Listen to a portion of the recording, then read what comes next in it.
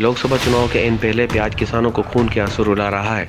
प्रदेश की सबसे बड़ी प्याज मंडी नीमच में प्याज किसानों को प्याज का सही दाम नहीं मिल पा रहा है, जिसके चलते किसानों में भारी आक्रोश है।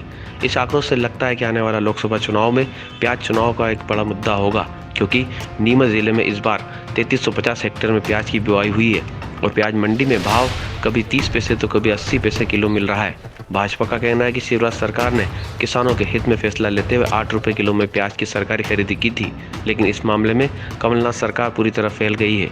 जबकि कांग्रेस का कहना है कि जल्दी ही सरकार प्याज किसानों के लिए राहत का पैकेज लाएगी।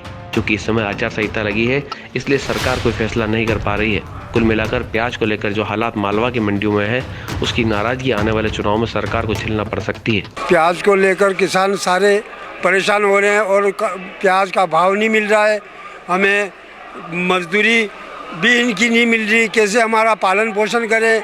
और ये चुनाव नज़दीक आ रहा तो हमारी किसानों की कोई सुनने वाला नहीं है, तो हम सारे किसान परेशान। 15-20 रुपये किलो प्याज होना चाहिए, जिसकी जगह 90 पैसे 80 पैसे 3 रुपये किलो। इसका कैसे क्या किया जाए, किसानों की कोई सुनने वाला नहीं। आने वाले समय में प्याज का एक बड़ा मुद्दा बनेगा, किसान सभी एकत्र होके एकजुट होके बात करेंगे। भाड़े नहीं मिल रहा, मजदूरी नहीं है, तो कैसे किसान क्या किया जाएगा। हाँ, कम से कम उनको उनकी मजदूरी तो मिलना चाहिए ना। बहुत परेशान है साहब, हमारे कोई लागत मिल नहीं रहा है और महंगाई बढ़ रही है और हमारे मजदूर महंगे पड़ रहे हैं और निकलाई के पैसे हमको मिल नहीं रहे हैं।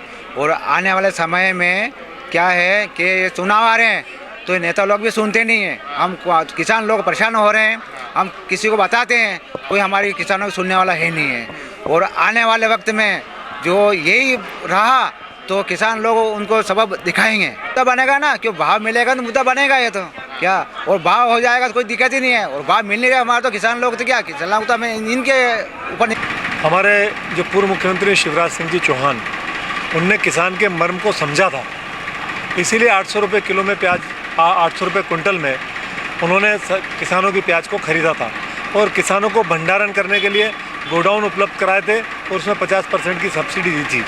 लेकिन जब से कांग्रेस की सरकार बनी है, किसान खून के आंसू रो रहा है।